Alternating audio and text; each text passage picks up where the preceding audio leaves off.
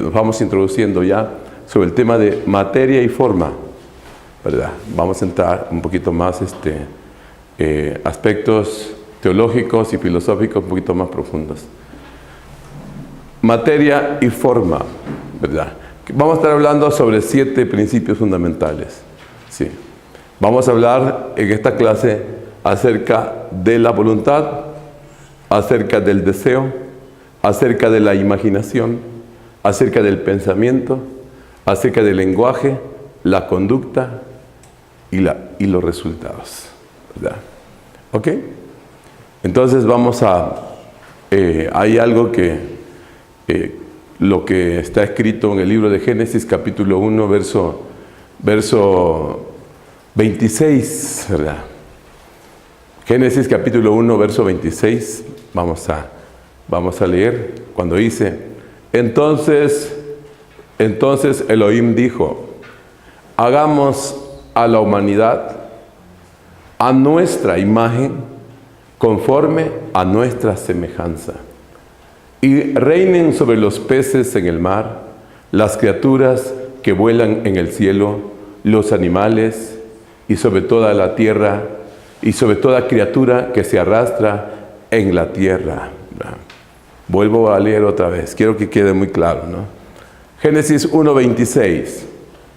Dice, hagamos, bueno, la versión Reina Valera dice, hagamos al hombre a nuestra imagen y semejanza. Aquí estamos utilizando otra versión.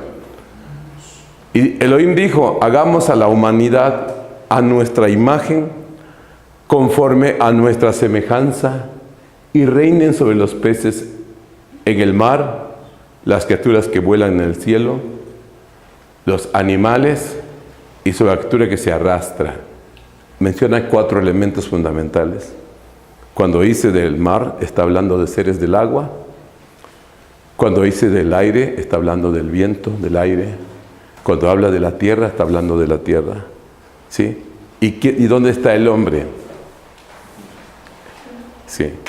¿Dónde está el hombre? Él hizo el hombre. Sí. El hombre, el agua.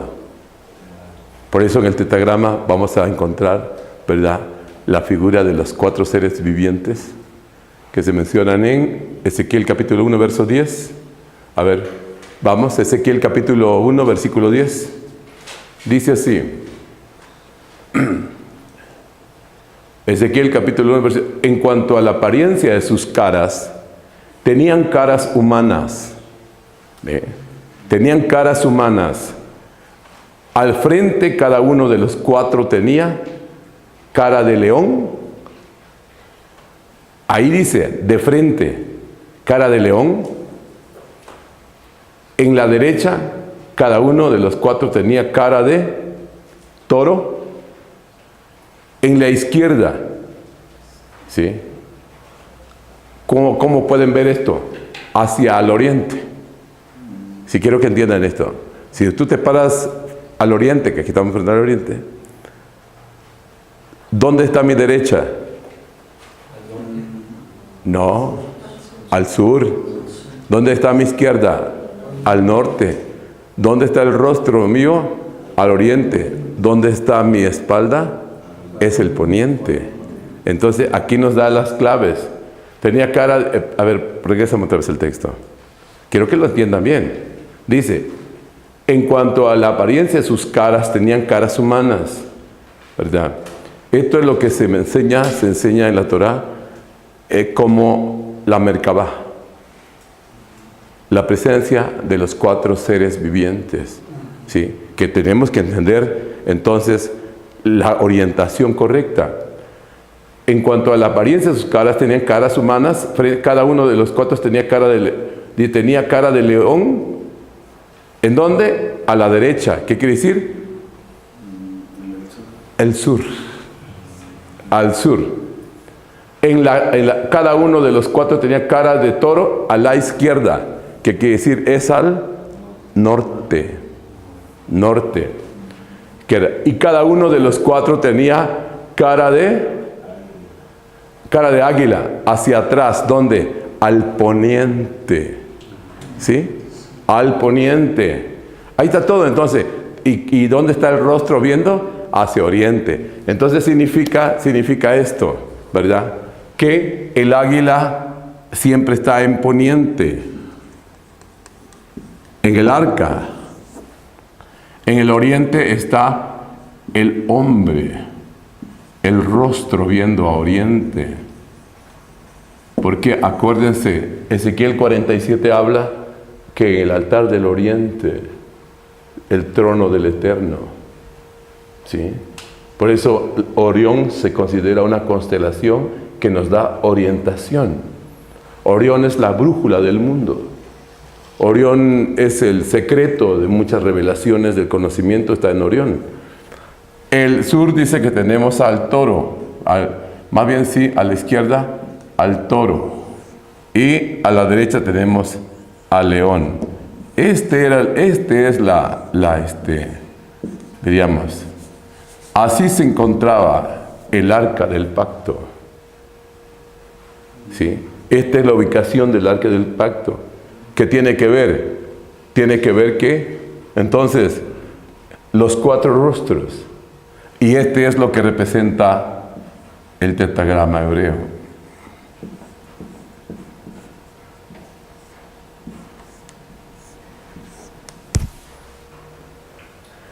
¿Dónde está el hombre? ¿Dónde está el león? El fuego. ¿Dónde está el toro, que es la tierra? ¿Dónde está el águila? Este es. O lo haríamos mucho más simétrico de la siguiente manera. Vamos a encontrar. Lo haríamos así. Del oriente del hombre sería acá.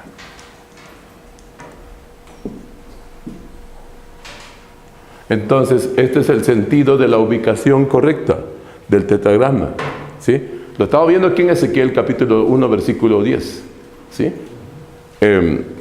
Este es lo que se habla en la Torá, los 4 ángeles que llevaban el carruaje de fuego. O sea, se describe como si fuera un carro de fuego. En realidad son 4 ángeles de fuego que se llevaron a Elías. ¿Sí? Los 4 ángeles que estaban presentes.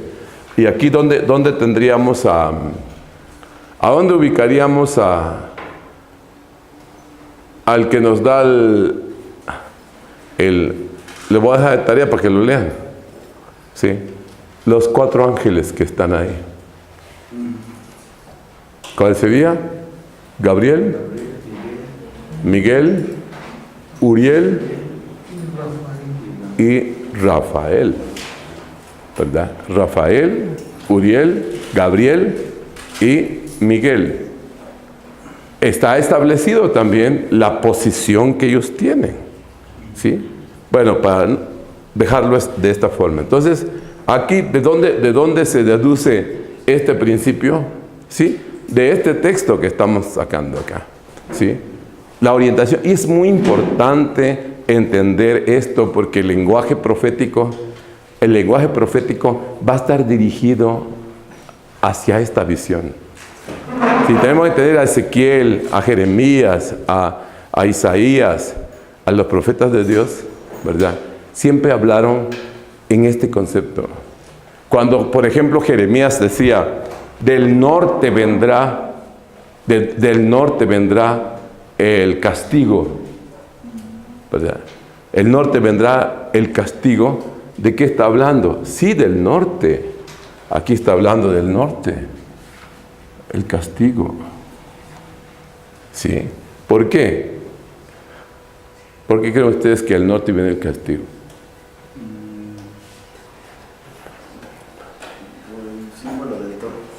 El toro, aunque el toro también representa la fertilidad de la tierra, ¿sí? Diríamos la fecundación de la tierra. Por eso es que en los pueblos ancestrales encontramos que hay carnavales o hay danzas que están relacionados con el toro, que no es otra cosa, es que en la orientación del norte se producen las lluvias. ¿Qué quiere decir? Que la constelación existe en la constelación de los cielos, la estrella del norte. Búscame, a ver si localizas en la constelación la estrella del norte. Existe una estrella en la constelación que exactamente aparece a la medianoche. Aparece a la medianoche.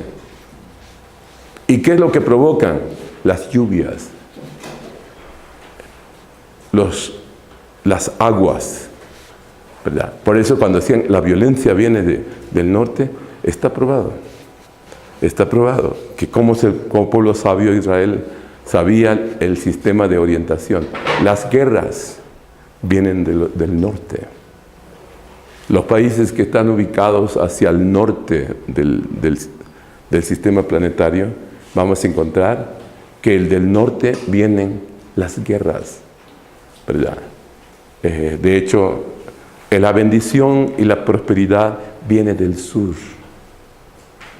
Entonces tiene una implicación tan profunda que si alguien vive en una ciudad sería interesante saber su ubicación. Quiere decir, si se ubica hacia el sur, será próspero. Si se ubica hacia el norte, sufrirá violencia. Si busca el oriente, vivirá con gente que está en el poder. Y se vuelve a poniente, se va a exponer a los fenómenos naturales. ¿Sí? Les entrará la lluvia, vendrán caos naturales.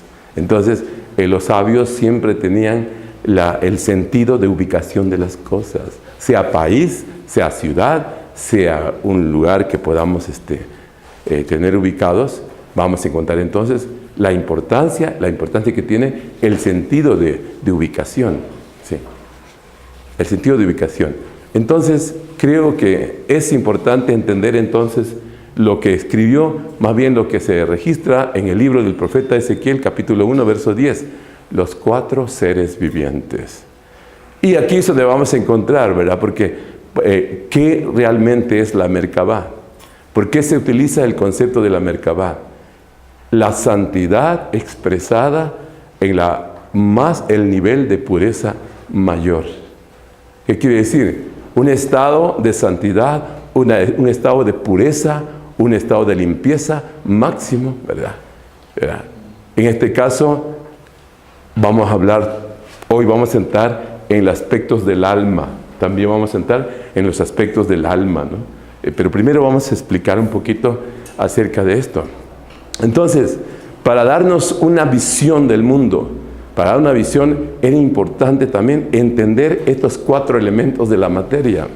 ¿Sí? ¿Qué quiere decir? Vamos a encontrar que la materia, si vamos a hablar de materia y forma, ¿sí? Si estamos entrando a hablar sobre materia y forma, y si empezamos a entrar por materia, ¿qué quiere decir? La parte visible de las cosas. ¿Sí? Interesante, ¿no? Cuando hablamos de materia, estamos hablando de la parte visible. Y cuando hablamos de la forma, estamos hablando de la parte que no es visible. Pero que ambas cosas forman la unidad. ¿Qué quiere decir? Que nosotros tenemos una dimensión de forma y una dimensión de materia. Interesante, ¿no? Cómo Dios creó el proyecto del hombre. Dijo, hagamos a la humanidad, le dice, a nuestra imagen, conforme a nuestra semejanza. Qué sabio Dios, al crear al hombre, le haya dado estas dimensiones. Por eso, en el Salmo número 8, verso 3 o 5, por ahí vamos a buscar. En el Salmo 8, verso 3 o 5, ahorita lo encontramos, a ver. Salmo capítulo 8, verso 3 o 5. Tengo que ubicar bien el texto. Dice,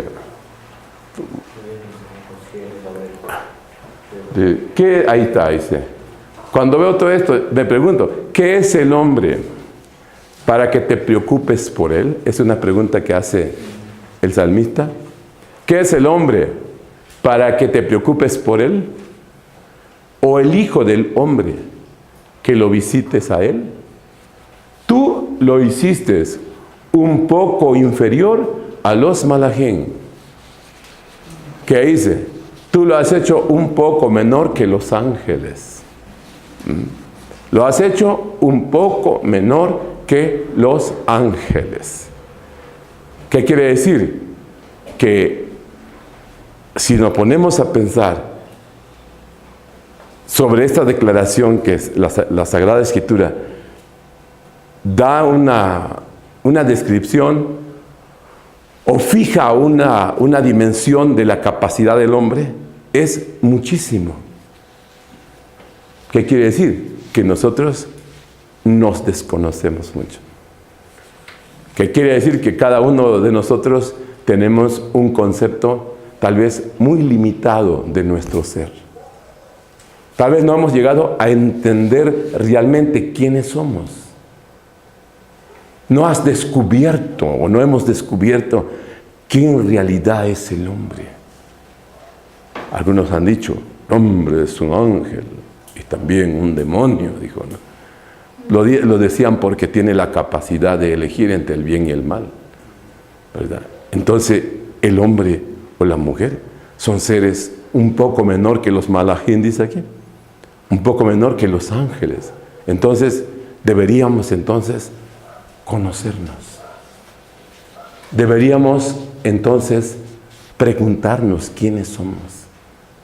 ¿Se acuerdan cuando le dijeron a Jesús, cuando Jesús preguntó y le dijo a sus discípulos, bueno, ¿quién dice la gente que es el Hijo del Hombre? ¿Se acuerdan? ¿Quién dice la gente que es Hijo del Hombre? A ver si alguien busca el pasaje bíblico, sería bueno ubicarlo. ¿Qué dijeron los discípulos? Algunos dicen que eres ¿quién?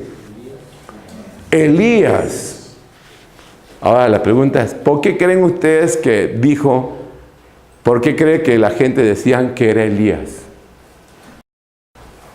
¿Por qué comparaban a Jesús o Yahshua con Elías?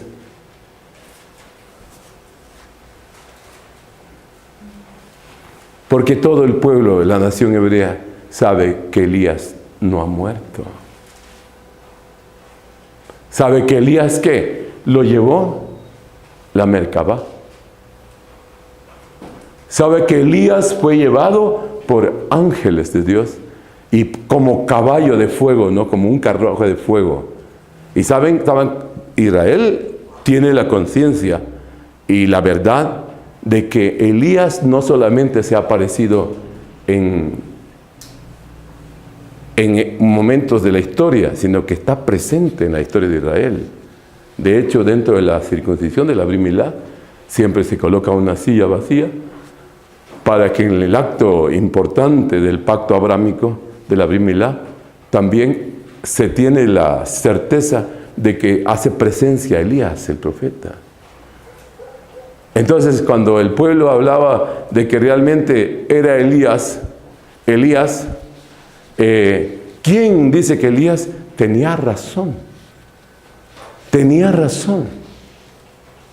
No era una equivocación.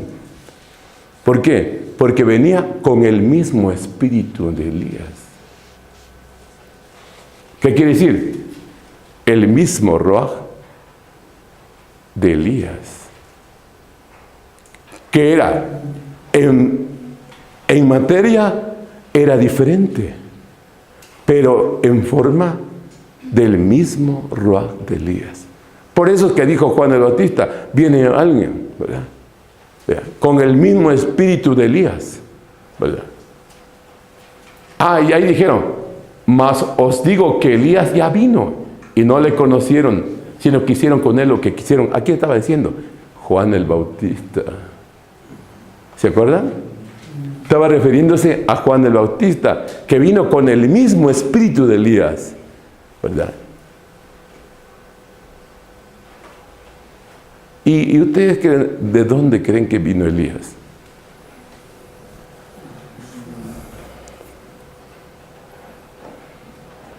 ¿De dónde vino Elías Tisbita?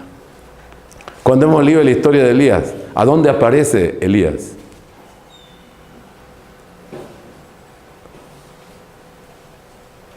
Elías, de acuerdo al estudio de la Torá, Elías era el misma alma, el alma de Pinjas. Pinjas, o llamado también uno de los hijos de Aarón, el sumo sacerdote. Nada más que se escribe en español, Fines. Fines, ¿se acuerdan? ¿Y sabe qué hizo Fines para que alcanzara ese nivel?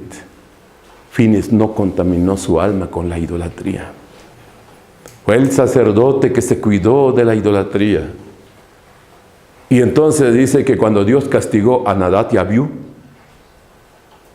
cuando castiga a Nadab y Abiú, mueren sus cuerpos, pero como hay un principio, ¿verdad?, que no permitió el Señor que un descendiente de Aarón se perdiera, entonces tuvo la doble porción de espíritu.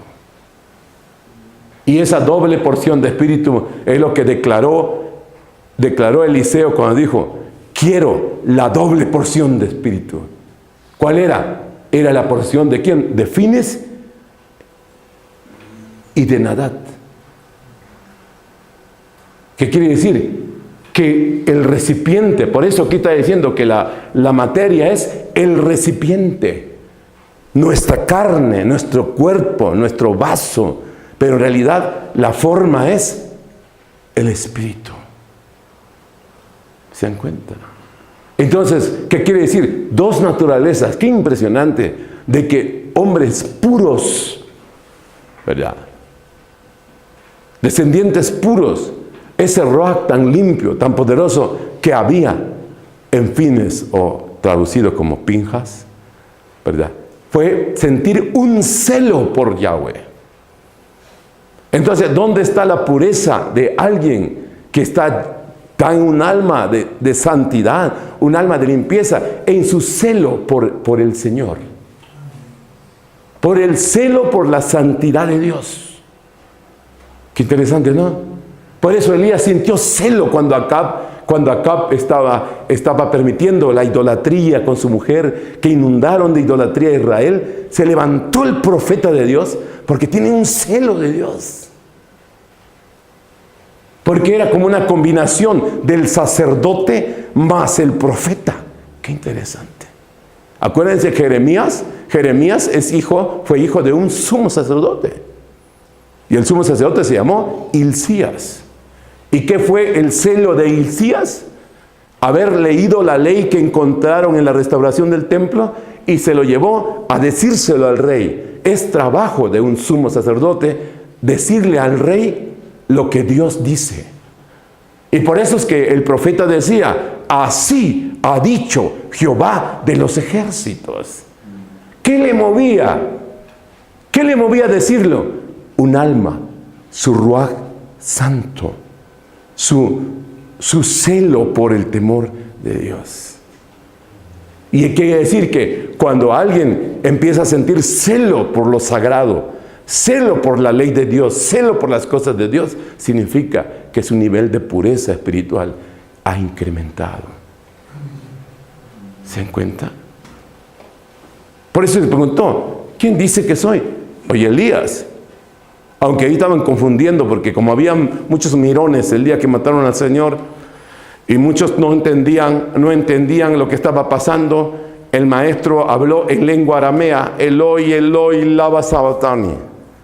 Entonces uno dijo: está llamando a Elías, dijo, ¿no? No, estaba hablando en lengua aramea. Y la razón por la cual estaba hablando en lengua aramea tenía que ver una razón: de que él era descendiente de Abraham. Él estaba hablando la lengua de su padre Abraham.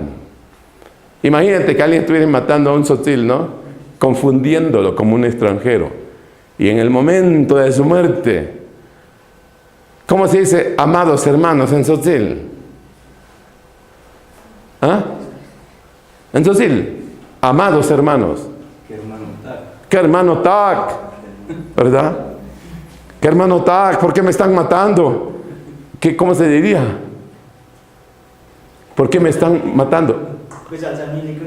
Ay, Dios. A ver, díganos fuerte para que lo escuchen nuestros estudiantes que están conectados.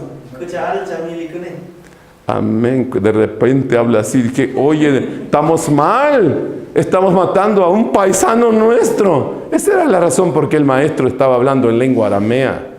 Porque lo acusaban y a pesar de que él hizo milagros, él habló claramente, el pueblo le dio la espalda. Pero en realidad, ¿por qué decían que Elías vendría? Porque Elías se hace presente, ¿verdad?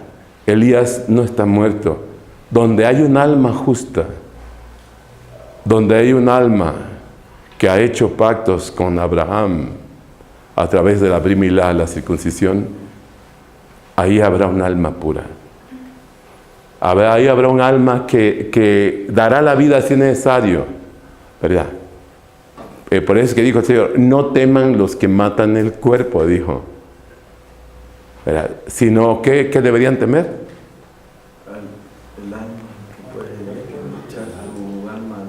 El que puede echar tu ruaj al infierno, ¿verdad? Entonces, que nadie nos desvíe del propósito eterno de Dios, que fuimos creados para la alabanza de su gloria, que fuimos creados para exaltar su nombre, que debemos entonces entender este principio fundamental. Por eso que decían, otros dijeron que Yohanan, él sumerge en agua, otros que Elías, y otros que Jeremías, Yirmiyah, uno de los profetas, Jeremías. Yo investigaba por qué razón se dice que lo confundían con Jeremías. ¿Saben por qué? Porque el pueblo de Israel, es más, los comentarios de la Sefer Yetzirah dicen que Jeremías, la última vez que vieron a Jeremías fue cuando él se iba para Egipto. Nadie más volvió a ver a Jeremías. Nadie supo dónde murió, nadie supo dónde quedó. Se sabe solamente que lo vieron caminar rumbo a Egipto y nunca más volvieron a ver a Jeremías.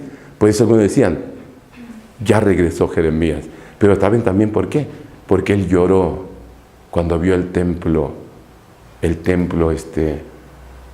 No solamente se molestó cuando defendió el templo con un espíritu, un celo, pero también cuando entró, cuando dice que lloró sobre Jerusalén, ¿no? ¿Saben? Lloró y dijo, no quedará piedra sobre piedra que no será destruida. También dijo, oh Jerusalén, si conocieras este día de tu visitación. Exactamente el discurso de Jeremías. Jeremías hizo lo mismo con Jerusalén. Había dicho que iba a venir los iraquíes, iban a venir los babilónicos a destruir el templo. Le habló a los reyes de Israel, le habló a los líderes y lloró Jeremías, pero no le hicieron caso. Exactamente el maestro hizo lo mismo. Él profetizó y dijo, vienen los romanos ahora. Ahora viene otro ejército que va a tumbar el templo, va a hacer lo mismo que hizo Nabucodonosor. Y así profetizó el Señor, con el mismo celo de Jeremías, con el mismo celo de un profeta de Dios. Jesús se manifestó. Entonces sí, había razón para que la gente dijera, es el Jeremías. Claro, es el mismo espíritu. Por eso es que todo aquel que tenga celo de Dios, todo aquel que ama al Eterno, todo aquel que busca la santidad de Dios, tiene el mismo espíritu. Amén. Amén, hermano. Así, ¿cómo podemos caracterizarnos entonces? Que ese mismo espíritu que llenó el corazón de Jeremías, que llenó el corazón de Isaías, que habló a esos hombres como Elías, como Eliseo, como Juan el Bautista, como el mismo Mesías, es el mismo Ruaj de Dios, el mismo aliento de Dios. Ahora, por eso es que se le llama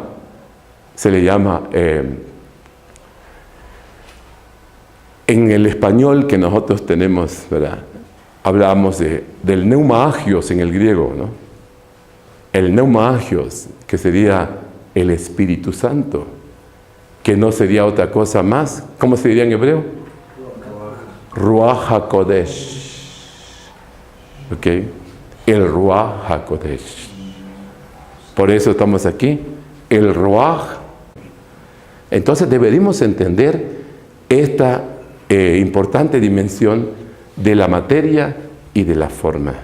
Entonces vamos a encontrar, entonces le decían Jeremías, profeta, pero entonces se volteó y vio a Pedro, ¿no? Él dijo, ¿y tú quién dices que soy?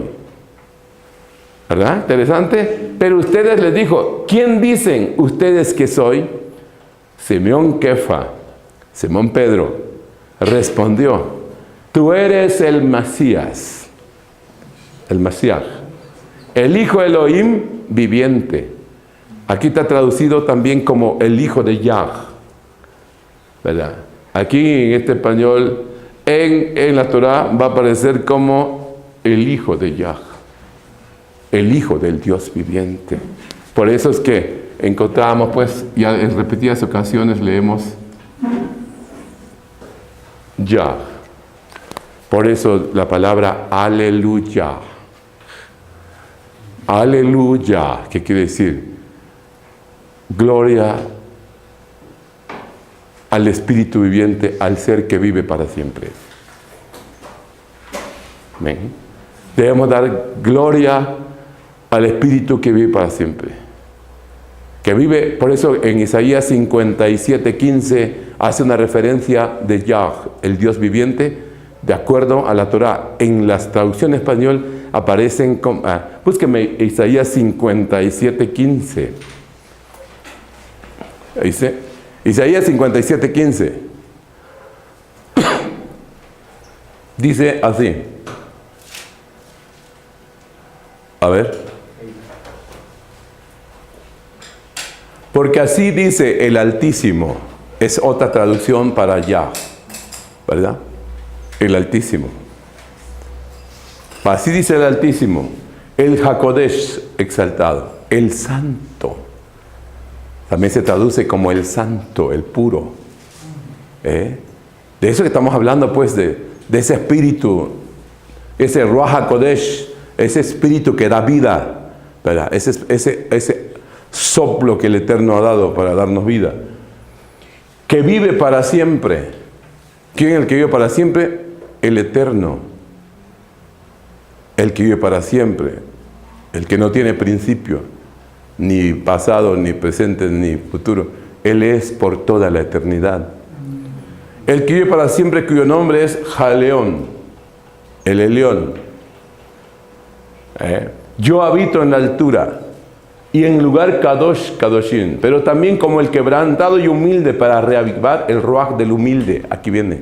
Mire qué interesante, porque vamos a hablar del Ruach. Vamos a hablar del Ruach, ¿verdad? Sí. Dice, para revelar el Ruach del humilde. Pero regrésame. ¿Por qué creen que Jesús tenía esa característica? Pero también con el quebrantado y humilde. ¿Por qué cree que él dijo, verdad? Aprenda de mí que soy manso y humilde de corazón. Porque sabe que en el corazón está el Ruach. Todo aquel que tiene un corazón puro puede ver a Dios. ¿Se acuerdan que el maestro dijo? Bienaventurados los de limpio corazón, porque ellos verán a Dios. Entonces, ¿qué está buscando Dios? Corazones puros. Corazones llenos de su espíritu, de su presencia. Mira, pero también con el quebrantado y humilde, para reavivar el Ruach del humilde. Por eso él se juntaba con los humildes. Por eso él siempre se acercó a la gente que estaban quebrantados buscando al Eterno. Él siempre se acercó. Él estuvo, esa característica estuvo con el sencillo. Dice, y revivir el corazón de los quebrantados, porque no me vengaré por siempre contra ellos, ni siquiera siempre estaré furioso contigo, porque mi Ruach saldrá de mí. Yo he creado todo aliento. Por eso es que decimos, pues, cuando dice que sale de uno, por eso es que no se tuce, por eso es que el Ruach habla sobre la vida. Y no se usa el concepto muerte.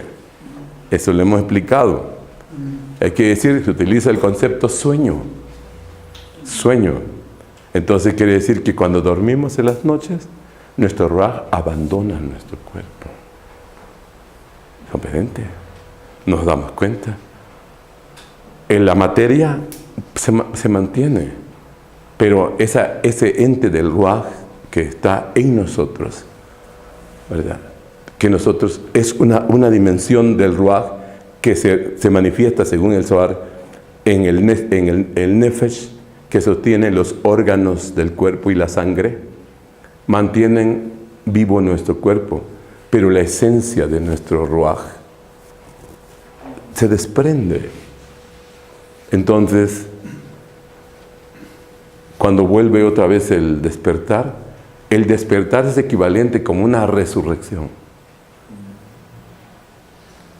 Hagan de cuenta que en las mañanas se efectúa un milagro de resurrección, cuando volvemos a la vida cada día, otra vez. ¿Sí? Y cada día también sucede nuestra muerte.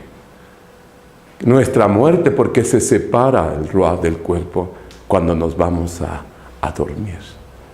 Entonces, qué interesante entenderlo. Si esto se da en un breve tiempo, de 24 horas más o menos, se dará al final de nuestra vida material. Al final de nuestra materia habrá una separación de los órganos nuestros, de la materia de nuestro cuerpo.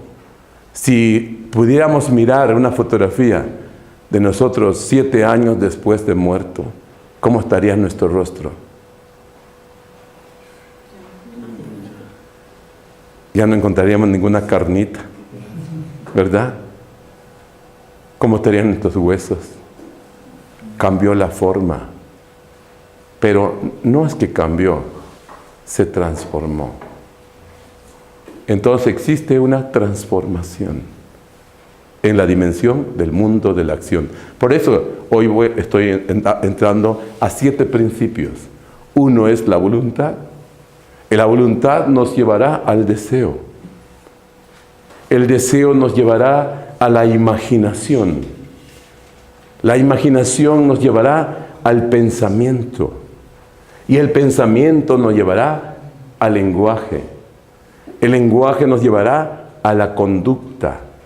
Y la conducta nos llevará el resultado de la voluntad. Si tu voluntad es buena, tendrás un resultado bueno. Si tu voluntad es mala, tendrás un resultado malo. Entonces, ¿qué quiere decir? Que la sabiduría de Dios nos puede iluminar, nos puede guiar para que nosotros actuemos con sabiduría. ¿Se dan cuenta? Amén. Yo he creado todo aliento. ¿Por qué dice la Escritura? Yo he creado todo aliento. Porque ¿qué es aliento? Ruaj. Un soplo. Cuando Dios sopló sobre el hombre y le dio vida. Por eso en el griego se utiliza el mismo concepto, viento, espíritu. ¿Sí? Cuando hablamos de pneuma, ¿verdad? Habla que viento o espíritu.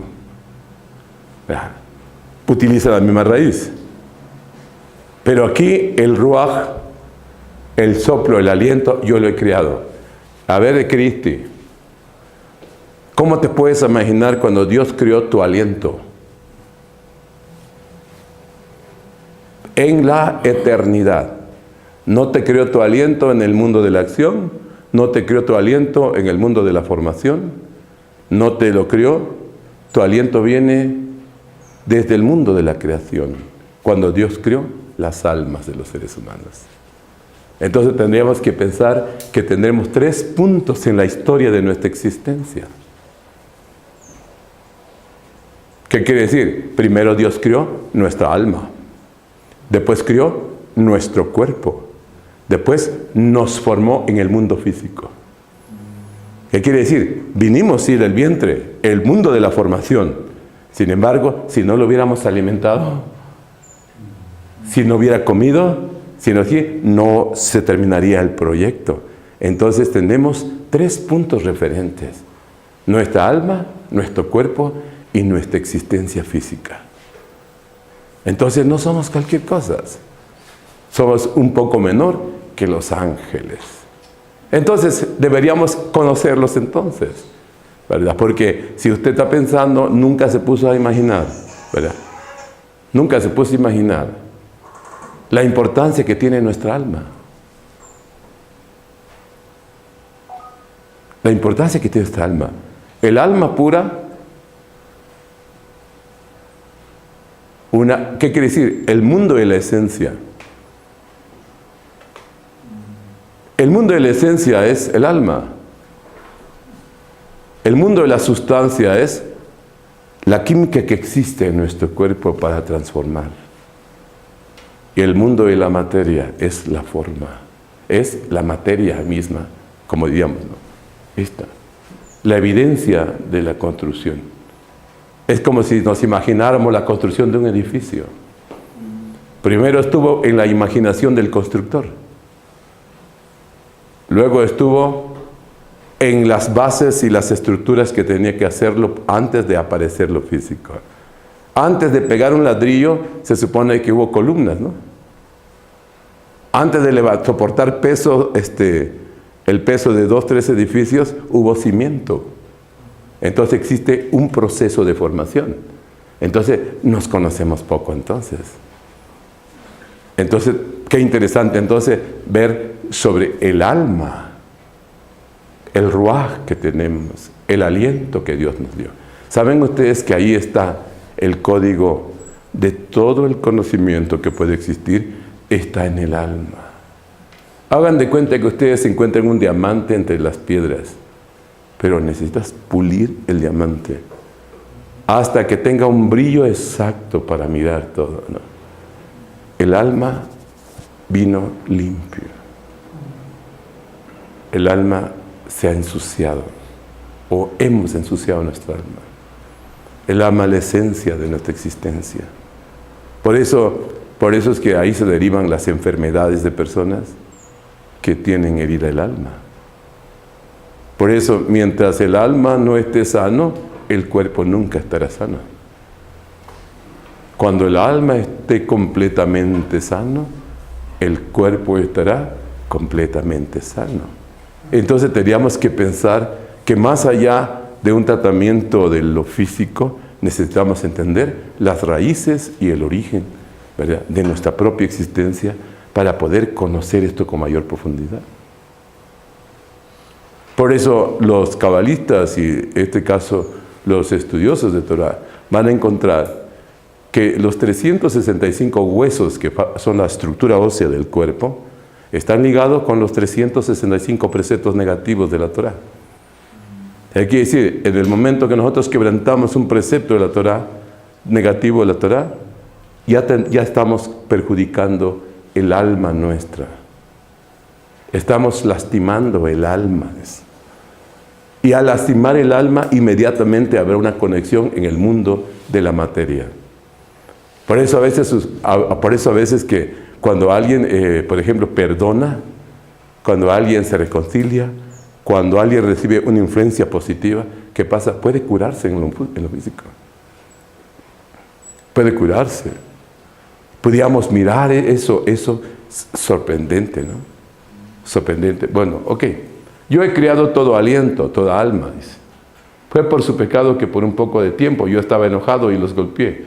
Yo escondí mi rostro de él. ¿Qué quiere decir? El pecado no permite la pureza. El pecado es una obstrucción. Y no es otra cosa de quebrantar la voluntad del Eterno. Entonces, cuando usted conozca un mandamiento de Dios, cuando lea un mandamiento de Dios, debes entenderlo en el sentido que es la voluntad del Eterno que está expresado en ese mandato. Es como si papá nos dejara un recado. A ver, por ejemplo, Romeo, que encontraba un recado en su casa, le dijeron: Rome, te encargo, por favor, ahí lavas los platos. También, por favor, lava el baño. Por favor, atentamente tu papi, ¿verdad? Le dio la orden. Aquel no lo hizo. Pero aquí te lo dice: porque si no lo haces, puedes infectarte. Puedes acá. La voluntad se expresa en el mandamiento. Por eso es que cuando amamos al Señor, no es otra cosa más de respetar su mandamiento. Amén.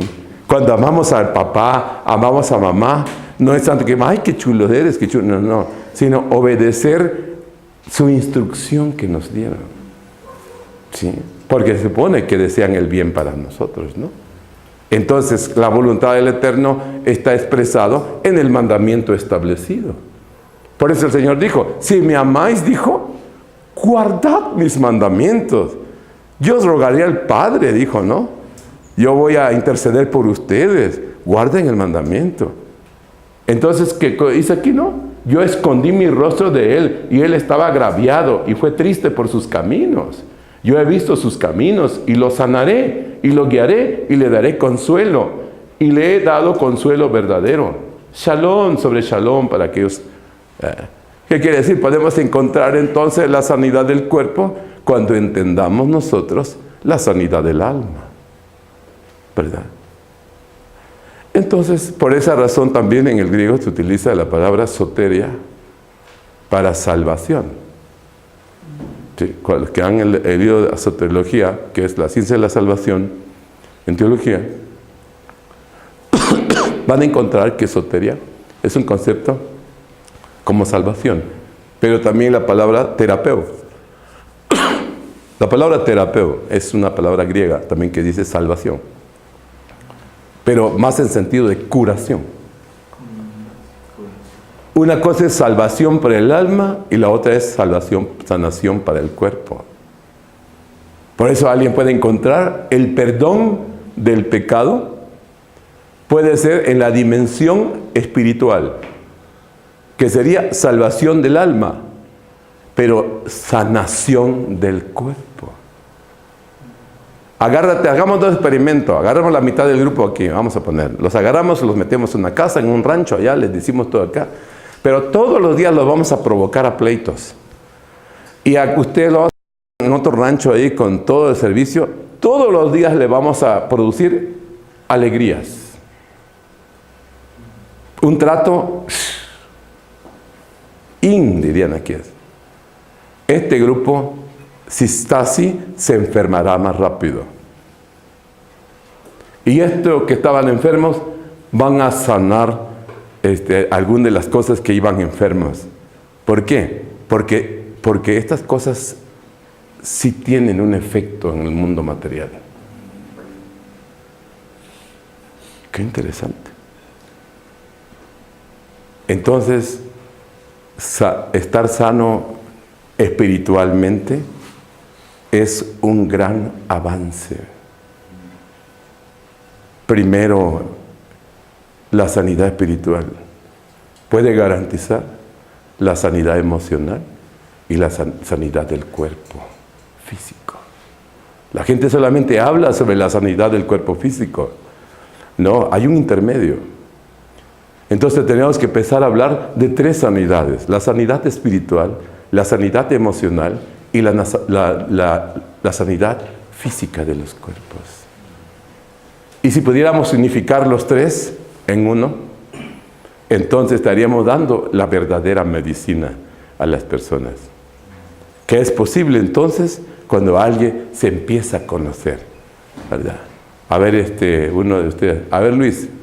Luis, ¿hasta dónde te das cuenta que tú te puedes enojar? Cuando ya salgo de control. ¿Y qué sientes cuando empiezas a sentir de control? Pero ¿qué reacciones se empieza a sentir cuando dice, ya estoy a punto de reventar, ¿no? Cálmate, porque si no ahorita saco el gancho al hígado. Sí, empiezan a ver, empieza a perder control. La sangre sube y hace que... Entonces, la sangre se altera. Bueno, aquí está la enfermera, nos puede decir. ¿Qué pasa con su sistema cardíaco? Cuando ya se enojó alguien. ¿Se acelera? Se acelera porque hay liberación de... ¿Libera hormonas? Libera ¿Toxinas? ¿Enzimas? Sí, Endorfinas. Adrenalina, endorfinas. Empieza a liberar de su cuerpo. Como diciendo, le empieza a echar gasolina, ¿no? Y aquel se empieza a acelerar. ¿Sí? Entonces, imagínense si no conocemos el mundo de las emociones. Es un riesgo. Provocamos nuestras propias enfermedades.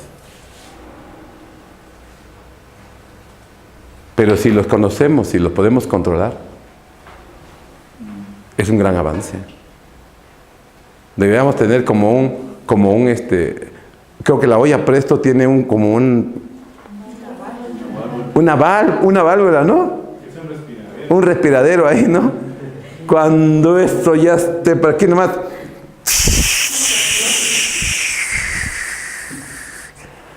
Porque si no, ¡pah!, truena. Entonces, imagínense, conocernos tridimensionalmente, conocernos en estas 3 dimensiones.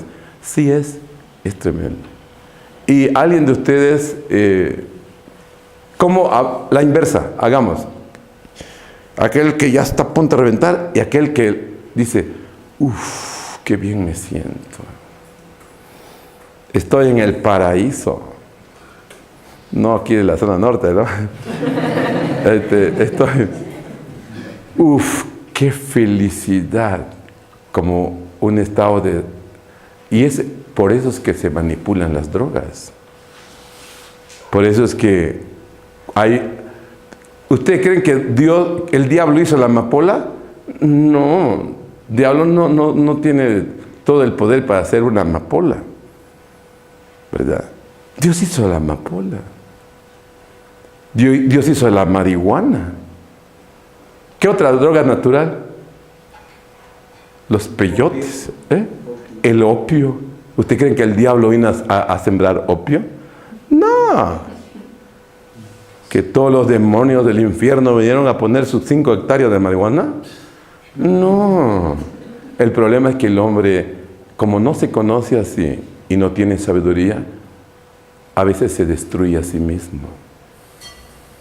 Pero si no hubieran sido por el poder de las drogas, ¿cuántos llantos hubieran en los hospitales?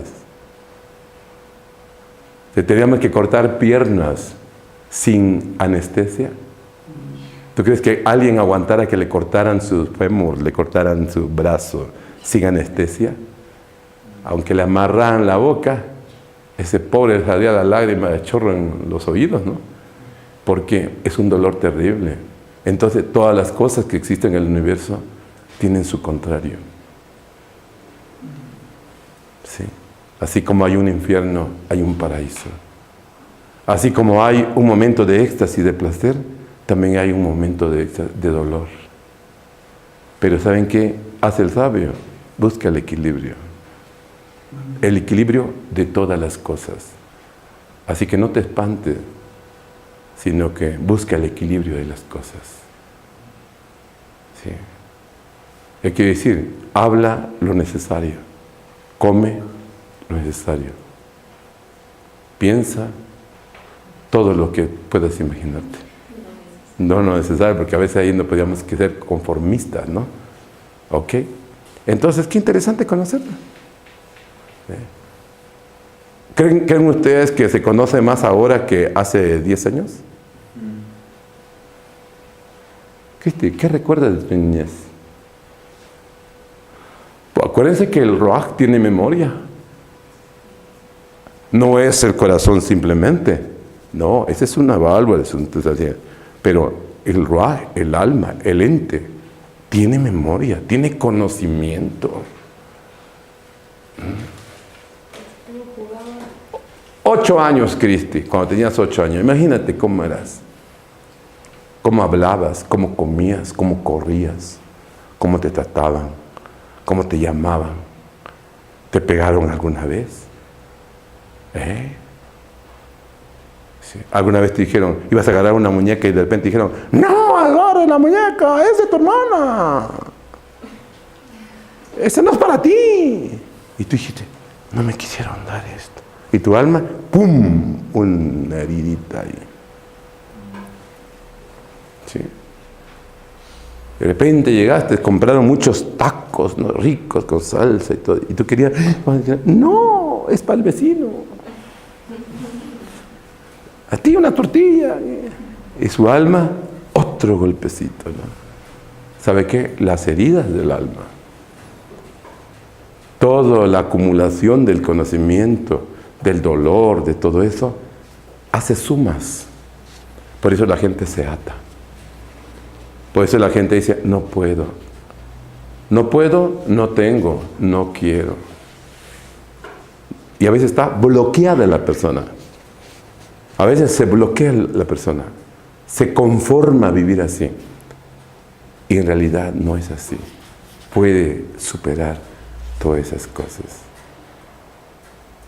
Si no quiero, es que es voluntad.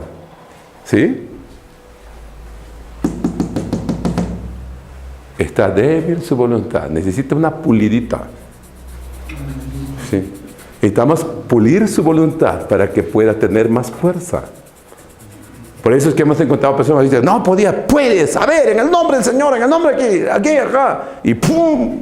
Yo he visto gente así, que decía que no podía, y ¡pum! Sí puede. Yo he visto muchachos que dicen, es que yo pensé que nunca iba a terminar la carrera. Y lo terminé, sí pude. No, es que él puede. El problema es que no se ha encontrado, no ha descubierto que sí puede. Porque alguien le dijo que no podía, o vio un mal ejemplo que no pudo. Por eso es que dicen, ¿no?, que en la escuela de los cobardes nunca gradúan valiente. Nunca ven valiente en medio de puro cobarde. Y en la escuela de los valientes, ningún cobarde se gradúa. ¿Verdad? Depende con quién estamos, pues. ¿Qué idea y qué concepto tenemos de nosotros? Entonces, el poder está ahí. Entonces, en el poder de la voluntad. ¡Wow! ¿Quién dijera aquí, Cristo, salgo esta noche de aquí? ¿Verdad? Cuando salga de aquí, tengo dinero, tengo aquí, voy a hacer esto. ¿Quién te impide? Nadie. Tú puedes hacer. Pero es tu voluntad. Llega Juanito en la casa y esta noche ve una rica cena. Y claro, el apetito le va a estar jalando y diga, pues no, fíjate que no, hoy no, por hoy no. Logró vencer el deseo, ¿no? O encauzó correctamente su deseo. Entonces, hay fuerzas interiores, que es parte del poder del Ruaj, que es el centro. Ok, qué interesante. Estamos hablando de la materia y de la forma. Ok. Así que hablamos entonces de los 4 primeros, que serían las letras del tetagrama, las 4 letras del tetagrama, que ya lo dimensionamos. Lo que dice Ezequiel. A ver, ponme Apocalipsis 4. Apocalipsis 4 hace otra referencia de lo mismo, para que le llevemos la misma tonada. Vamos a leer Apocalipsis 4. Dice, después de estas cosas miré, y aquí delante de mí había una puerta abierta en el cielo.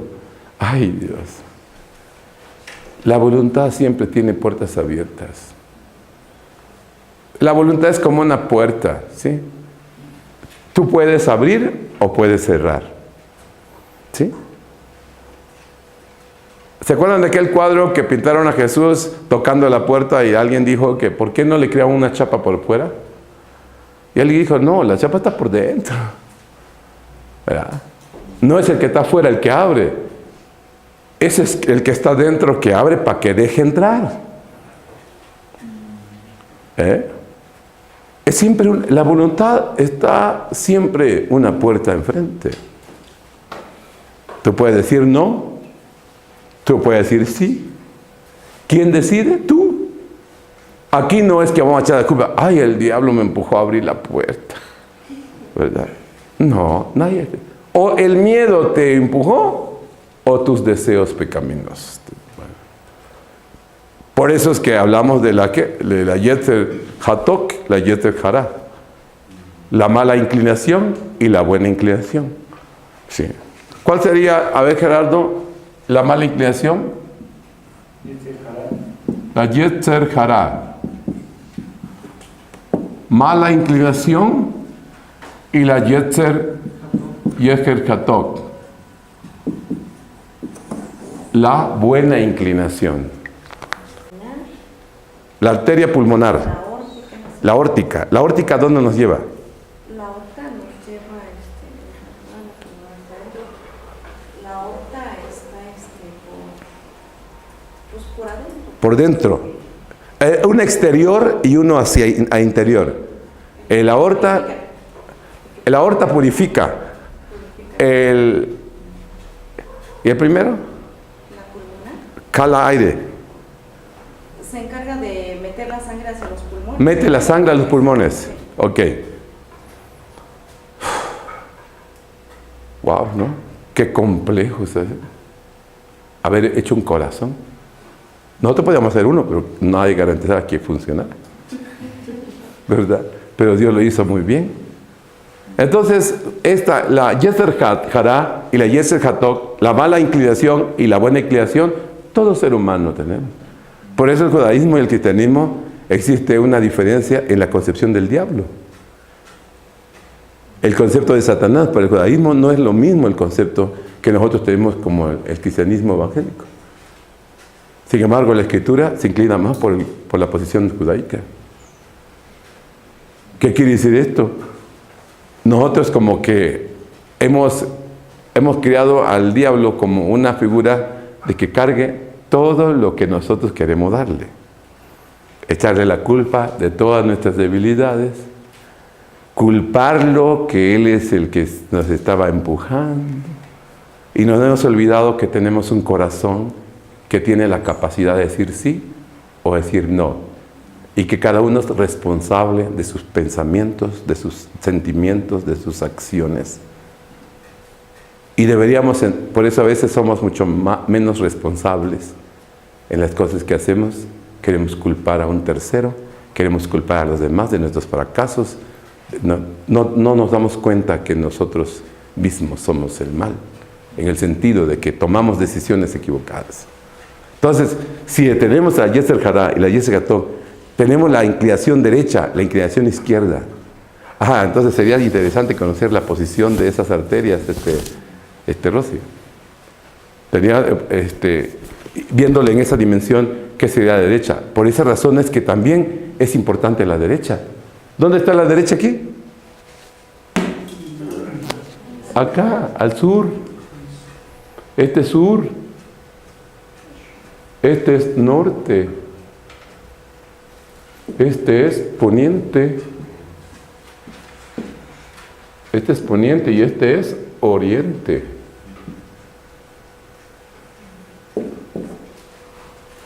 ¿Ok? Entonces, ¿qué importancia entonces? ¿Verdad? Que le hagamos las cosas siempre. Tomémoslo como un patrón que les va a servir. Méteselo en el cerebro, en el corazón. Utiliza como patrón siempre el punto positivo. ¿Ok? ¿Qué quiere decir? La derecha. ¿Cómo diría el concepto? El bien. Utilicemos eso, hablemos de este tipo de lenguaje, ¿no? ¿Qué quiere decir? Entonces, si yo utilizo como una brújula, como un punto de partida de mi pensamiento, de mis sentimientos y mis acciones, y los puedo codificar siempre en el punto positivo a la derecha, con el concepto del bien, será un principio que me puede regir a dar los mejores resultados. Nunca agarres un fundamento malo como tu guía. Siempre busca el punto del bien, el punto positivo. Por eso es importante conocer los mandamientos de Dios. Por eso es importante conocer lo que el Señor expresó, porque el Señor no se equivoca, Él no miente. Entonces, todas las cosas que valoramos, todas las cosas que analizamos, todas las cosas que pretendemos, todas las cosas que queremos, tenía que ser regido por un principio del bien. Porque nunca el mal ha vencido al bien. Tarde o temprano, el mal será vencido. Y el bien volverá a aparecer. ¿Por qué? ¿Por qué razón? Porque la naturaleza tiene leyes. Los minerales tienen leyes. Los vegetales tienen leyes. Los animales tienen leyes. ¿Usted cree que los gatos no siguen su proceso natural de metabolismo? Sí. No importa que esté un gato en China. Puede cambiar de lugar, de clima, de altura y demás, pero su esencia no. Podíamos modificar algunas cosas. Por eso es que dijo el profeta bien enojado, dijo, no seáis como el caballo o como el mulo. Ese era muy rudo, ¿no? ¿Verdad? A veces hablamos así rudos, de acuerdo al contexto donde estaba. No seáis como el caballo, dijo, ni como el mulo. Porque el caballo, ¿qué se necesita ponerle? Dice, frenos. ¿Y al mulo? Pero ¿sabes que tenía una connotación mucho más profunda? ¿Por qué decían mulos? Impuros. ¿Por qué decían mulos? Híbridos. Que están acostumbrados a cambiar las cosas originales. Porque el mulo es hijo de la asna. No, es hija del asna. Mulo es hijo de yegua y padre burro. Quiere decir, clonaron cosas antinatura o contra natura. ¿Qué quiere decir? Rompieron lo que Dios estableció. Y por lo tanto, no tienen vida. Un mulo no puede engendrar. Y una mula no puede parir. Solo vivirán el tiempo que tienen que vivir y no podrán reproducirse. Esos son como los frutos de los injertos que tienen una semilla débil. Por eso es que se puede aplicar en la semilla, se puede aplicar en la planta, se puede aplicar en el hombre. Deberíamos tener entonces un espíritu recto. Entonces deberíamos cuidar nuestras semillas.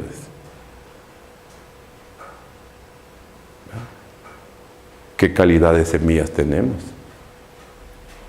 Así que si usted quiere sembrarse un huerto de manzanos, debería pensar de qué calidad quiere la semilla. ¿Quiere criar animales? Va a preguntar de qué calidad lo quieres. ¿Quiere levantar un pueblo de Dios? ¿Qué calidad de creyentes debemos tener? ¿O qué calidad de pueblo? Hasta hoy no hay alguien que tema a Dios más allá que el pueblo de Israel. Aunque nos duela, aunque no nos quisiéramos reconocer. Por lo menos Israel en este momento está entrando a su tercer día entre Rosh Hashanah y Yom Kippur. Quiere decir, Israel está entrando en este momento en el Salmo número 41. En Israel se está leyendo el Salmo 41. Bienaventurados los que piensan en el pobre, en el día malo los librará Yahweh. Israel está pidiendo perdón en este momento porque tal vez no pudo atender al pobre como debería.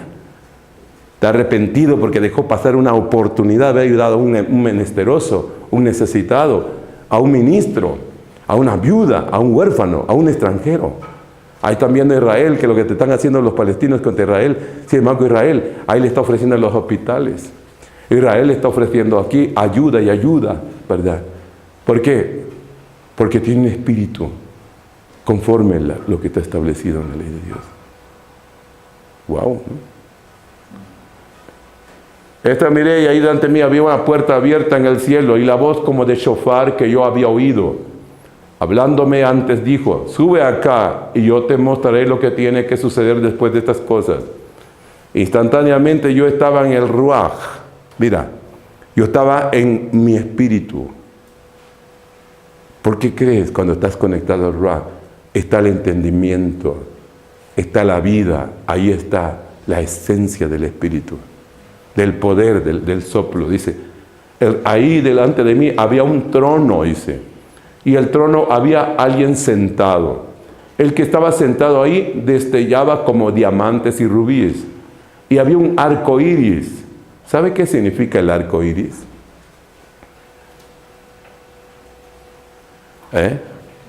¿Por qué cree que hay un arco iris?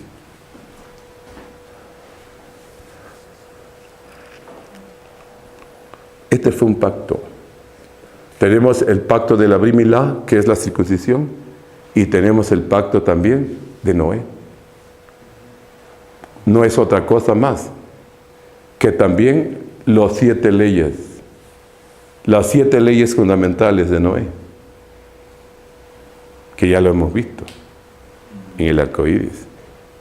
Que quiere decir que también aprendemos con los colores. Así que cada vez que aparezca el arco iris en el cielo, cuando está ahí, no crea usted que solamente es por cuestiones que la luz y aquí, que el agua, que el calor y todo, hijo, qué bonito colorido. No, Dios dijo, cada vez que aparezca esta señal en la nube, le estaré recordando que hicimos un acuerdo. Y que ahí, cuando aparezca, que ustedes están fallando. No Dios. Dios es fiel para siempre. Así que cuando el arco iris aparece, no es buena noticia. Es un reclamo del cielo, que este pueblo ha transgredido las leyes fundamentales que el Señor estableció desde el principio. Eso está basado en Génesis capítulo 9. Así que el derramamiento de sangre, a ver, pónmelo ahí, Génesis 9, vamos a hacer un sondeo. Vamos, no tenemos prisa, Creo que le vamos a dar 1 hora y media nada más a los amigos que nos escuchan fuera de las aulas. Toda cosa viviente que se mueve será comida. A ver, vamos por parte, porque hay cosas que tiene ahí. Dice, el temor, dice, Elohim bendijo a Noé y a sus hijos y le dijo a ellos, aumenten y multiplíquense. Llenen la tierra y tengan dominio sobre ella. Este es uno de los graves problemas con el cristianismo hoy en el mundo. El cristianismo está buscando tener un hijo nada más. Y el musulmán, todos los que pueda. Y según un dato que estaban haciendo la gente que se dedica, que para el año 2062, de esta era, ¿faltan cuántos años? Matemáticamente, en 44 años el mundo será musulmán. Será musulmán por una razón, que serán mayoría en el mundo y haber doctrinado a sus pequeñitos en una religión diferente por su concepción. Para ese tiempo, la generación cristiana de hoy, estaremos muertos. ¿Qué quiere decir? Por haber violado ese principio que está escrito ahí, cuando dijo el Señor, tengan hijos, y no los tuvieron. El temor y el miedo a ustedes será sobre todo animal salvaje, toda criatura que vuela en el cielo, toda criatura que dice que popula la tierra, y todos los peces del mar, ellos han sido entregados a ustedes. Toda cosa bien que se mueve. Para que ustedes, así como antes les pidan plantas verdes, así ahora les doy todo. Solamente carne con su vida, que es su sangre, no comerán. Aquí viene la primera provisión, no coman sangre.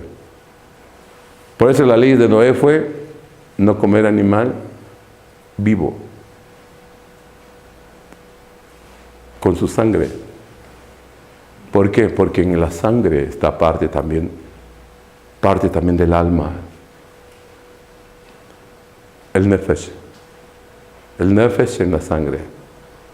Yo de cierto demandaré una cuenta de la sangre de sus vidas. Yo la demandaré de todo, a ver qué dice, de todo animal y de todo ser humano. ¿Qué quiere decir? Ahí dice, su propia sangre se derramará, porque Elohim hizo al ser humano a su imagen. ¿Qué quiere decir? Quien mata a alguien tendrá que dar un familiar de su propia sangre para que se cumpla la venganza divina. Eso es lo que trata de decir el ¿qué? El 6º mandamiento. No matarás. Le hubieran agregado, no matarás, porque si así fuese, tendrás que entregar a un ser de tu propia sangre en la primera, en la segunda, en la tercera o en la 4ª generación. ¿Para que redima la descendencia? ¿Cómo? Exactamente como mató, lo matarán. Por eso le dijo al Señor, guarda tu espada, porque el que espada hiere, espada muere. ¿Verdad? Entonces, esa es la ley divina. ¿Quiere el hombre aceptarlo o no? Ese no es problema. Tarde o temprano, ¿verdad? Esto sucederá. No puedes cambiarlo, son los designios divinos. Así que cuando vea usted que matan a alguien, no se ponga usted a chillar. No ponga a decir, ay, pobrecito. No, no pobrecito. Ese día se hizo justicia. ¿Qué significa eso? Algo hizo en el pasado su descendencia. Algo hicieron en el pasado y se cobró la venganza divina. Por eso es que Rosh Hashanah es una fiesta importante. Mucha fiesta importante. ¿Por qué? Porque es el día cuando se decida quién vive o quién muere. Hay que decir, apenas hace 24 horas, 48 horas, se estaba decidiendo quiénes viviremos y quiénes moriremos. No sabemos, solo Dios sabe. Pero el tribunal ha resuelto. Satanás ha acusado. Y cada uno recibirá su recompensa. ¿Ah? Qué tremendo, ¿no? Una forma de ver las cosas diferente. Y ustedes, gente, sean fructíferos. Así que, ¿por qué lo mencioné? Porque ahí en Apocalipsis habla que un arco iris está. Así que, inclusive ya les dimos los colores, ¿no? ¿Se lo aprendieron? O pinten su casa así y le pongan este color para que lo puedan aprender más fácil todos los días cuando lo miren y se olviden. ¿Cuál sería el primer color? Rojo. ¿Qué refiere el rojo? El homicidio. Derramamiento de sangre inocente. Así cuando ve un arcoíris con gran señal rojo ahí, quiere decir que en ese pueblo mataron a un inocente. Y Dios está molesto con el pueblo porque guardaron silencio y no acusaron. ¿Qué quiere decir? Apareció el arcoíris porque no se hizo justicia. Y Dios está diciendo que si no se arrepiente el pueblo, va a haber cobrarse la venganza que está ahí. ¿Qué más? Amarillo. ¿Qué significa? Robo. Ve la franja amarilla ahí. ¿Qué quiere decir? Hay hurto en todas sus modalidades, ¿verdad? ¿Qué más? Azul. Adulterio, una relación sexual entre personas casadas. ¿Eh? Violeta. La idolatría, violeta. Hay altares a dioses falsos en esa tierra. ¿Sí? ¿Qué pues? Naranja es blasfemia. La blasfemia, color naranja. Han hablado mal contra aquel que les ha dado la comida. Han hablado, blasfemado el nombre del Dios del cielo que es dueño de la tierra y del agua y de todo.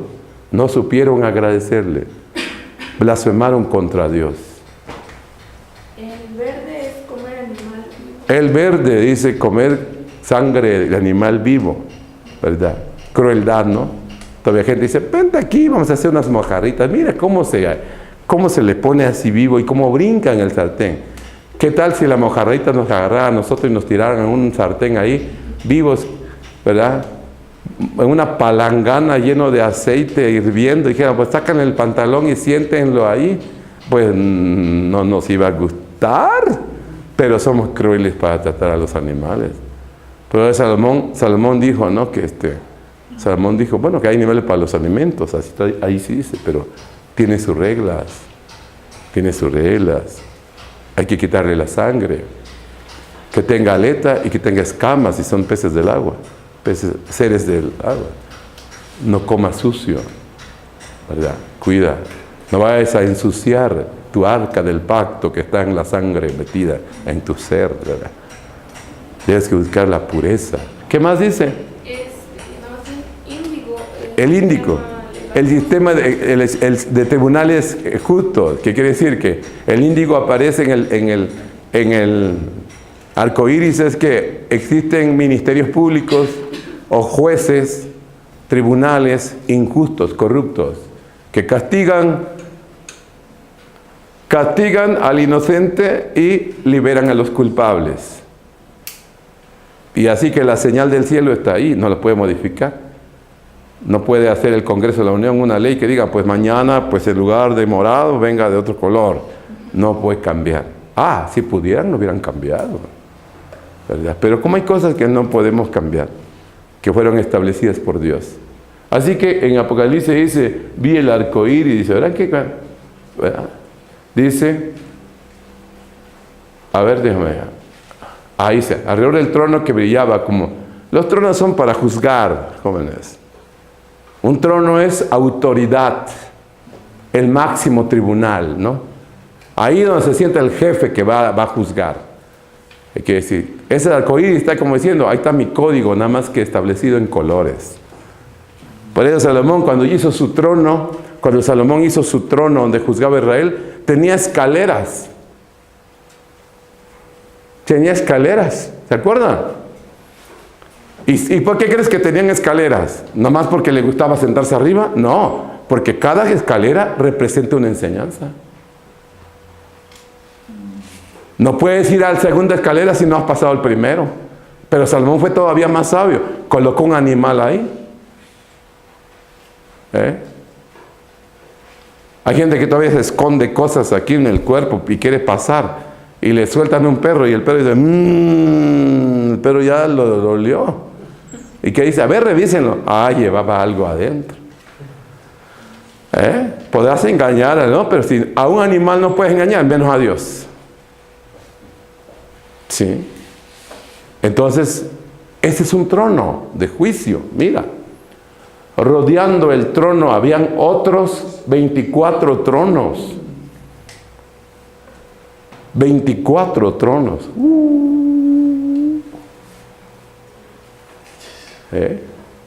Y en los tronos se sentaban 24 ancianos. 24 ancianos. A propósito, ¿qué es 24?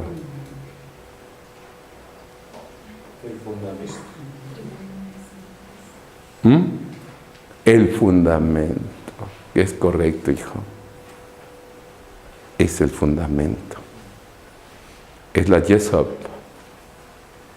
El fundamento. Por eso no podemos juzgar sin fundamento. ¿De acuerdo? ¿Y dónde está el fundamento? En la ley.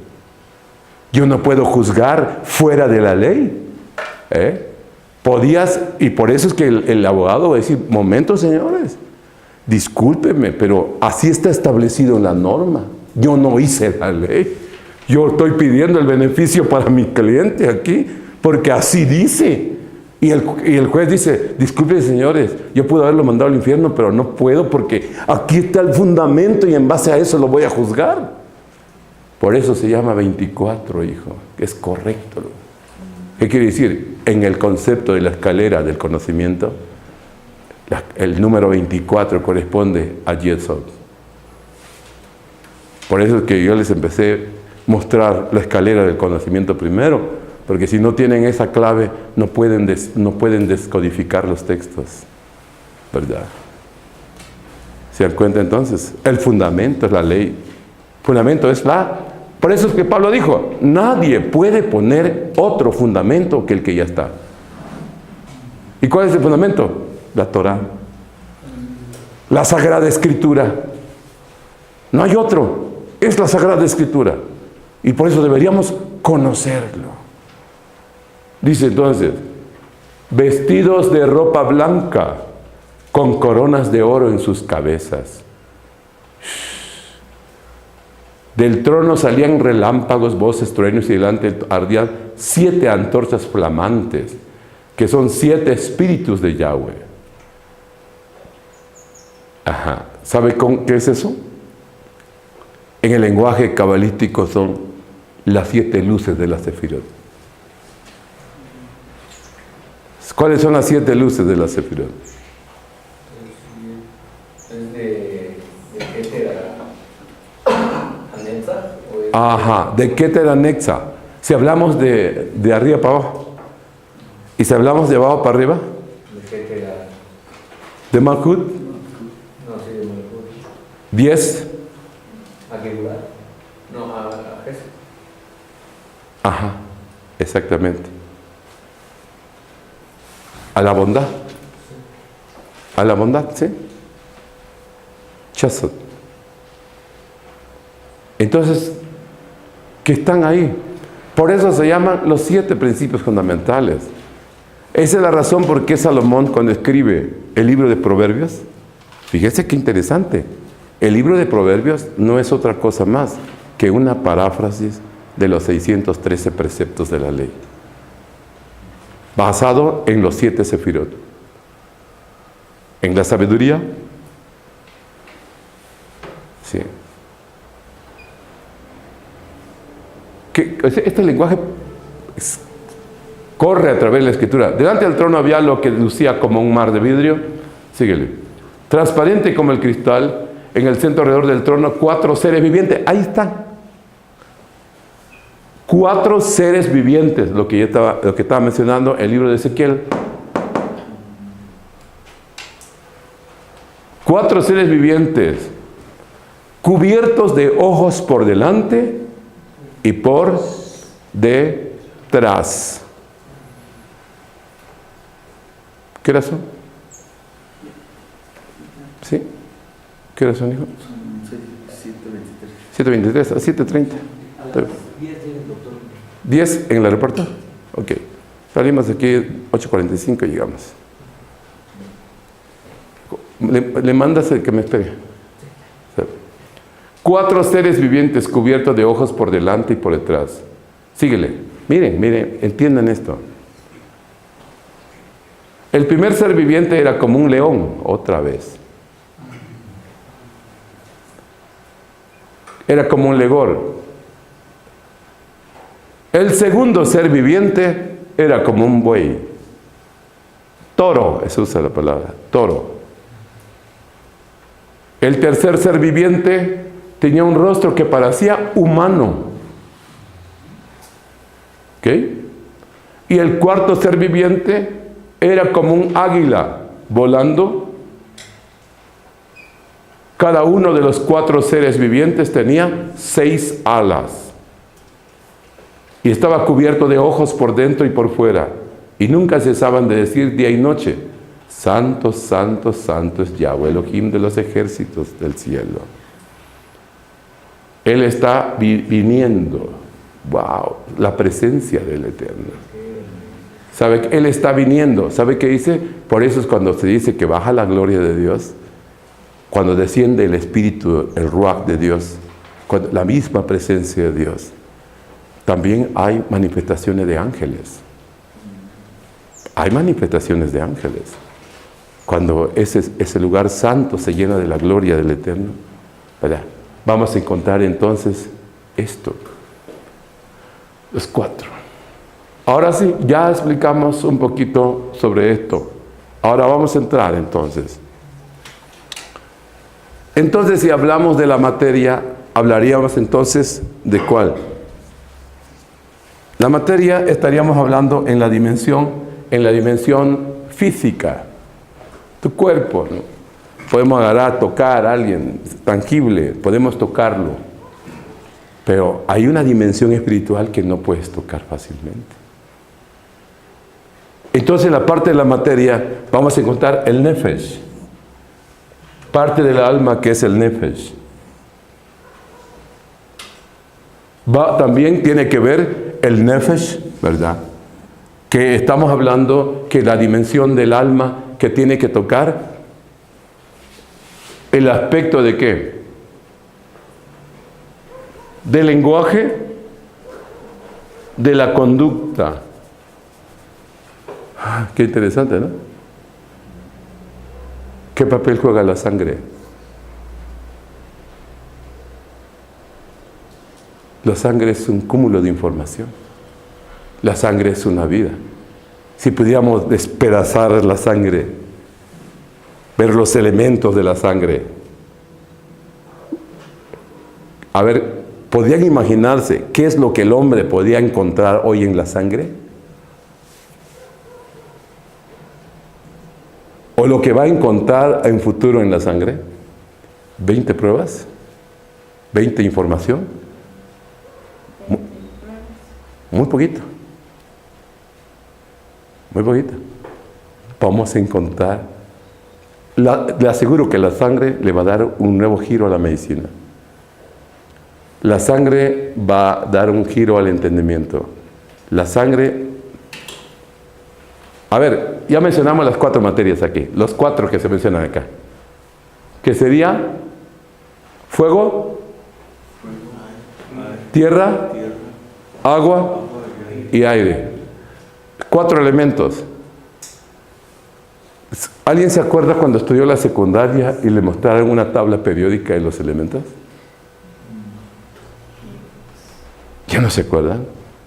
¿Cuál es el peso atómico de algún elemento no común?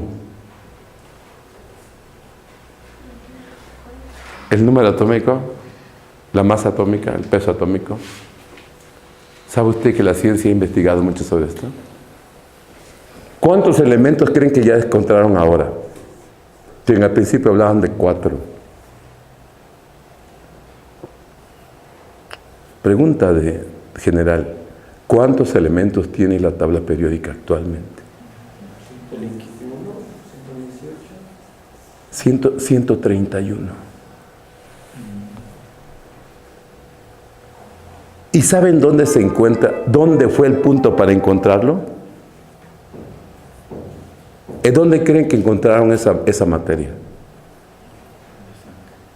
En la tierra, en los minerales, en todo, ¿en qué quiere decir? En los gaseosos, en los líquidos, en los sólidos.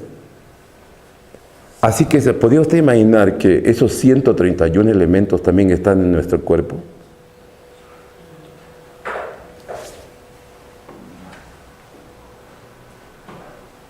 ¿Dónde encontraremos los cloruros en el cuerpo? En las células. Cianuros, cloruros, los ácidos, los alcalinos, los lípidos. ¿Sabes qué? Es un mundo de información. Pero ¿qué pasa? Solo se transforma. Y de ahí es que se ha hecho el conocimiento. Encontrar cómo es que reaccionamos, ¿no? Cómo esas sustancias provocan emociones, reacciones, sentimientos, sustancias que nos pueden provocar. ¿Quiere relajarse? Buscar una sustancia como relajarlo. ¿Quiere alocarse? Busca una sustancia como alocarlo. ¿Quiere dormir? Le ponen algo para dormir. ¿Quieren despertarlo? Le ponen algo para despertar. ¿Verdad? ¿Qué no pueden hacer con sustancias? Hoy es peligroso. Hoy están invadiendo los alimentos con drogas. ¿Qué quiere decir? Y hay todo lo que es procesado, juegan sucio a veces. ¿Por qué? Porque tienen que ponerle drogas a las galletas, tienen que ponerle drogas a las sabritas, tienen que ponerle drogas a muchas comidas. ¿Para qué? Para crear adicciones. Es una guerra silenciosa, es una guerra oculta, que tú no sabes, que están manipulando tus emociones a través de ¿qué? De sustancias en el cuerpo. ¿Cómo podíamos detectarlo? El momento que entramos al laboratorio y podamos checar la capacidad de sangre que tenemos. Por eso que se crean adicciones. Por eso que aquel dice, oye, pero eso no es nutritivo. Sí, pero me gusta. ¿Verdad? ¿Por qué? Porque lo está haciendo adicto a algo. Dice, no, mejor cómete un chayote. No me gusta. No, es que el chayote no trae droga, que lo aloque. ¿Verdad? Échate una agüita de limón, pero es un limón que no sea de injerto. ¿Verdad? Y dice, pero es que no me gusta. No le gusta porque no sabe que le están metiendo sustancias para hacerles adictos a este tipo de cosas. Entonces el mundo de la materia tiene que ver esto, chicos, ¿verdad? Mira, qué interesante. 4. Entonces está en la voluntad. Está el norte. A ver, ¿cuál es? El norte, que es el toro. El oriente, que es el hombre. El poniente, que es el águila. El sur, que es el león. ¿Ustedes creen que eso nada más son los 4? No, son los 4 puntos cardinales. Pero están en un plano en un planisferio. Pero no es totalmente. Porque aquí vamos a encontrar que está arriba y está abajo. Y mucha gente piensa que nada más esto era. No, hay cosas abajo, hay cosas arriba. ¿Cómo lo sabemos? Por el movimiento. ¿Ustedes piensan que cuando amaneció estamos en el mismo lugar? Pues no. Si nos viéramos ahorita, ponme el video. 1 millón de kilómetros lejanos a la Tierra. ¿Cómo nos estamos viendo en este momento? A 1 millón de kilómetros de la Tierra, ¿cómo nos estamos viendo ahorita? ¿A qué velocidad vamos?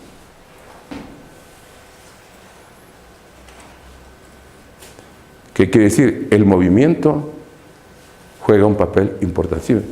¿Todo está moviendo en su cuerpo? Sí. Todo está en movimiento. Nos estamos haciendo más viejos. Cuando vayamos aquí ya seremos un poquito más grandes. Cuando volvamos la próxima clase ya seremos un poquito más viejos. ¿Verdad? Ahorita que aparezca.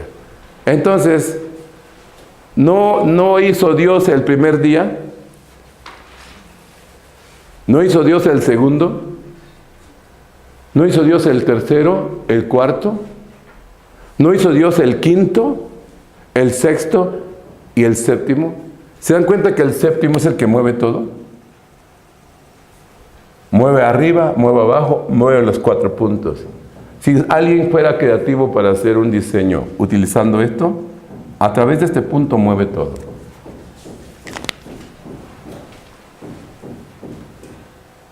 Utilizando en el planiferio ya tridimensional, el punto del centro, la ingeniería puede utilizar eso. ¿Para qué? Para controlar todo. Así que el día de Shabbat fue tan sabio lo que el Señor hizo, que el día de Shabbat mueve todo.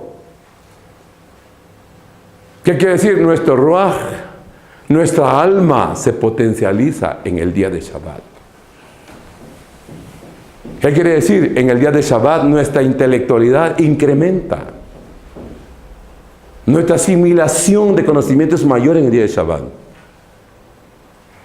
Por eso Dios dice que descansemos ese día, para adorarle, para estar. ¿Por qué? Porque es un día bendito, un día que ya hemos hablado mucho sobre el día de Shabbat. Es el centro de todo.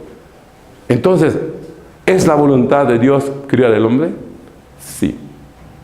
Dios dijo, Él deseó crearnos.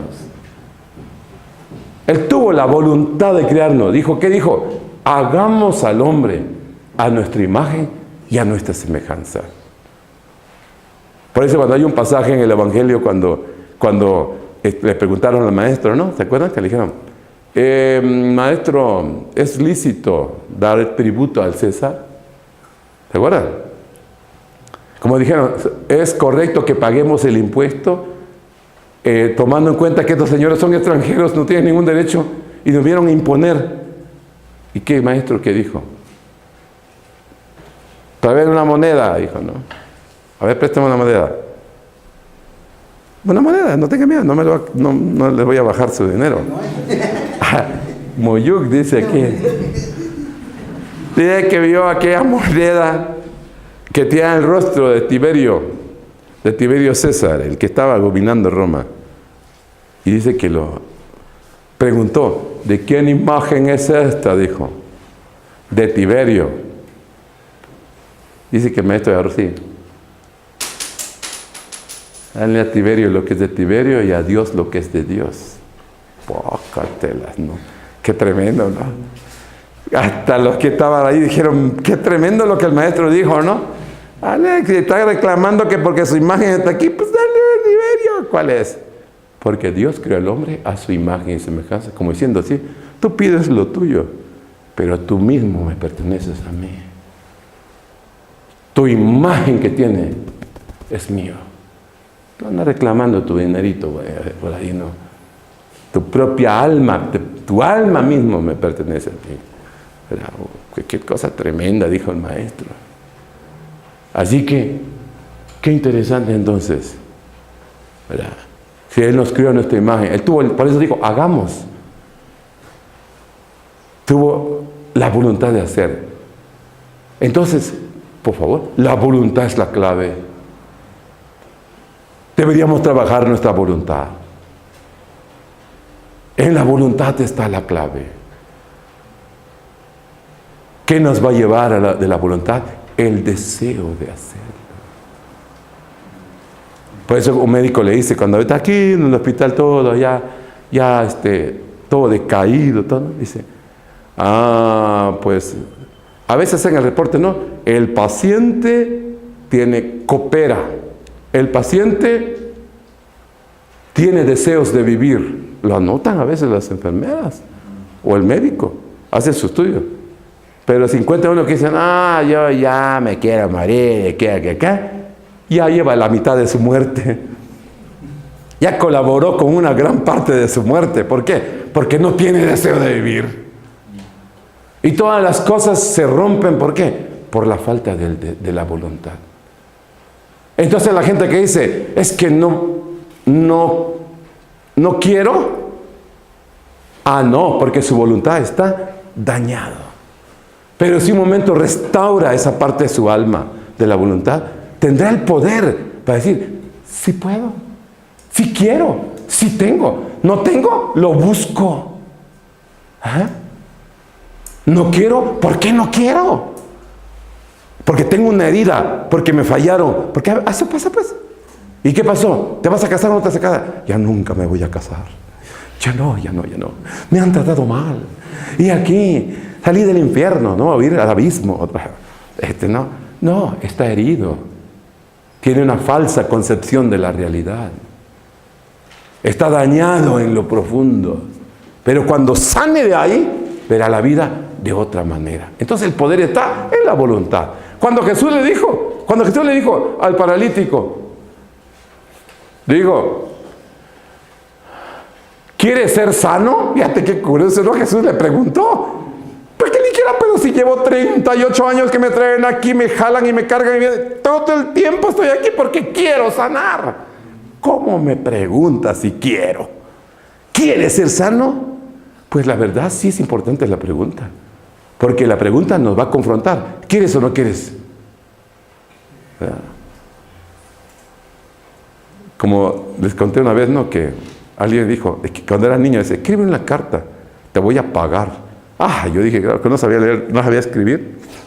Y le hice su carta, ¿no? Porque me pagaba. Y como un chamaquito, le dije, a ver, listo, la carta. Y me dice el muchacho,